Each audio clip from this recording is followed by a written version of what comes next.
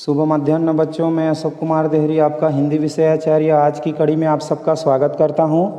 आज हम कक्षा 10वीं विषय हिंदी के अंतर्गत देखेंगे पाठ मर्या, और मर्या पाठ के अंतर्गत हम लेंगे अभ्यास से जुड़े कुछ प्रश्न शुरू करें इससे पहले मैं आपसे अनुरोध करना चाहूँगा कि यदि अब तक आपने हमारे चैनल को सब्सक्राइब नहीं किया है तो प्लीज़ सब्सक्राइब कर लें, लाइक कर लें, कमेंट कर लें और शेयर भी कर दें।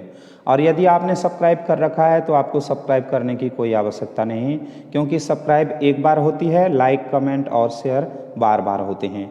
तो आइए ज़्यादा देर न करते हुए पाठ के जो प्रश्न हैं उन प्रश्नों को लेते हैं। पहला प्रश्न है, रामचरण के लकवे का इलाज अस्पताल की जगह वैद्य के द्वारा क्यों कराना पड़ा? तो इसका उत्तर इस प्रकार से देंगे कि गांव के बुजुर्ग की सलाह से रामचरण के लकवे का इलाज अस्पताल की जगह वैद्य से करवाना पड़ा। दूसरा प्रश्न है, शिव कुमार ने बैठक में क्या विनती की? शिव कुमार ने बैठक में मृत्यु भोज की प्रथा बंद करने की विनती की, किंतु पंचों ने उसे ठुकरा दिया। तीसरा प्रश्न है, दुब्बर बर दू आषाढ़ हो गए का क्या मतलब है? तो इसका उत्तर है कि दुखित व्यक्ति का और दुखित होना, यह इस कहावत का मतलब है और शिव कुमार के लिए यह लागू भी होती है।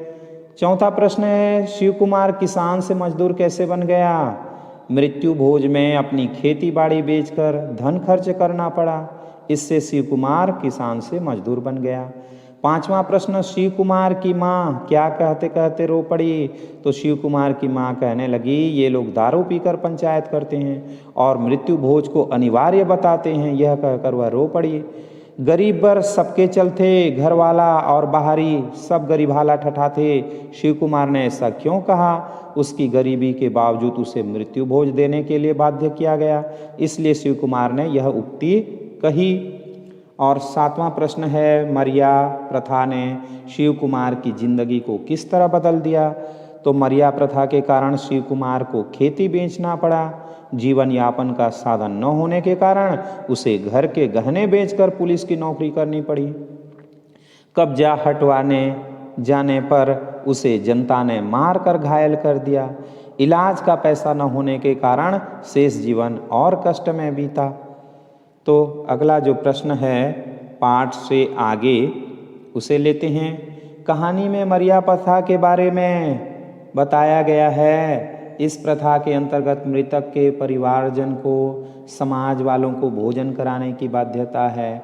अपने आसपास में व्याप्त ऐसी ही किसी एक समस्या पर साथियों से चर्चा कर प्राप्त विचारों को लिखिए। तो समाज में व्याप्त प्रथाओं में दहेज प्रथा भी अभिशाप है। अपनी जमीन जायदाद बेचकर दहेज देकर विवाह करवाना, जीवन भर कर्ज चुकाना, यह समस्या विकराल रूप ले रही है। दूसरा, अशिक्षा के कारण यह सामाजिक बुराई के रूप में फैला हुआ नासूर बन गया है। दूसरा प्रश्न लेते हैं, वैद्य ने रामचरण के लकवे के उपचार के लिए काले कबूतर के खून से मालिश करने का उपाय बताया। आपके आसपास भी कई बीमारियों के ऐसे ही अंधविश्वास भरे इलाज किए जाते होंगे। इस प्रकार के इलाज की सूची बनाइए तथा इनसे होने वाले नुकसान पर शिक्षक तथा साथियों से चर्चा कीजिए। तो आज भी कई बीमारियों के इलाज बुखार, माता निकलना, आंखें आना आदि अंधविश्वास के कारण डॉक्टर के अलावा झाड़ फूंक और वैगा से करवाते हैं। इससे लाभ कम और हानि ज़्यादा होती है। शिक्षा के प्रचार से इसे बंद करना चाहिए। तीसरा प्रश्न लेते हैं, कहानी में शिव कुमार को भूखन ने पुलिस की नौकरी करने की सलाह दी ताकि वो ठाठ से रह सके। अपने साथियों से चर्चा कीजिए कि वो क्या क्या बनना चाहते हैं और क्यों। तो भूखन के कहने पर शिव कुमार पुलिस में भर्ती हुआ। हम अपने साथियों को यह निर्देश देवें कि अपनी संपत्ति बेचकर नौकरी न करें, अपनी योग्यता के आधार पर नौकरी प्राप्त करें। अपनी योग्यता से जो भी बनना चाहें उसके लिए प्रयास करें। जो भी बनना है शिक्षा और योग्यता का आधार लेवें। अगला प्रश्न है, कहानी में शिव कुमार गांव छोड़कर पुलिस बनने भिलाई जाता है। आपके गांव तथा समाज के लोग भी विभिन्न कारणों से शहर जाते होंगे। अपने साथियों से चर्चा कीजिए और उन कारणों को लिखिए।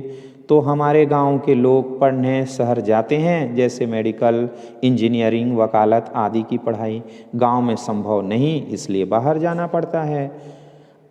कुछ लोग नौकरी के कारण गांव से बाहर जाने को बाध्य होते हैं, जैसे रेलवे की नौकरी, सेना की नौकरी, उद्योग केंद्रों की नौकरी, इसके लिए गांव छोड़ना पड़ता है। आगे देखते हैं भाषा के बारे में। तो मरिया कहानी में कई लोकोक्तियों का प्रयोग हुआ है, जैसे दुब्बर बर दो आषाढ़ हो गए, अर्थात विपदाग्रस्त व्यक्ति पर और विपदा आना, तथा चढ़ोती भारी चढ़ो पांडे घोड़वा गई पराए, अर्थात प्राप्त अवसरों को गंवाने वालों को पछताना पड़ता है। लोकोक्तियाँ लोक अनुभव से बनती है, जिसे किसी समाज कुछ अपने लंबे अनुभव से सीखा होता है, उसे ही एक वाक्य में बांध दिया जाता है। लोकोक्तियों को कहावत या जनश्रुति भी कहते हैं। लोकोक्ति संपूर्ण वाक्य होता है तथा इसका प्रयोग स्वतंत्र रूप से अथवा किसी अन्य वाक्य के साथ भी किया जा सकता है। लोकोक्ति को छत्तीसगढ़ी में हाना कहते हैं। मरिया कहानी में आई लोकोक्ति को खोजिए और उनके अर्थ लिखिए। और अगला है, अपने आसपास समाज में प्रचलित लोकोक्तियों का संकलन कीजिए तथा उनके अर्थ साथियों और शिक्षकों के सहयोग से लिखिए। तो यहाँ पर जो मरिया कहानी में आए लोकोक्ति हैं, उनका जो अर्थ है वह विद्यार्थी स्वयं करें।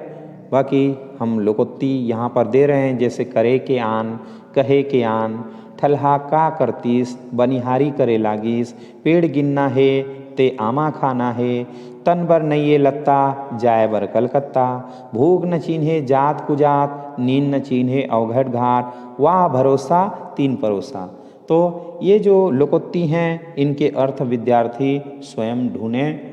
अगला कुछ ऐसे ही हैं, जैसे ध्वन्यात्मक रस प्रकट करने वाले भी कुछ शब्द हैं, तो उन शब्दों के बारे में भी हम बता सकते हैं। जैसे सब बात के एके ठन, हम तो सुखा सुनाथन, कान्हून बर ठट्ठा मढ़ईस, मरे मांस झन ठट्ठा कर, छिए बर न कोड़े बर धरे बर खोखला, वाह भरोसा तीन परोसा।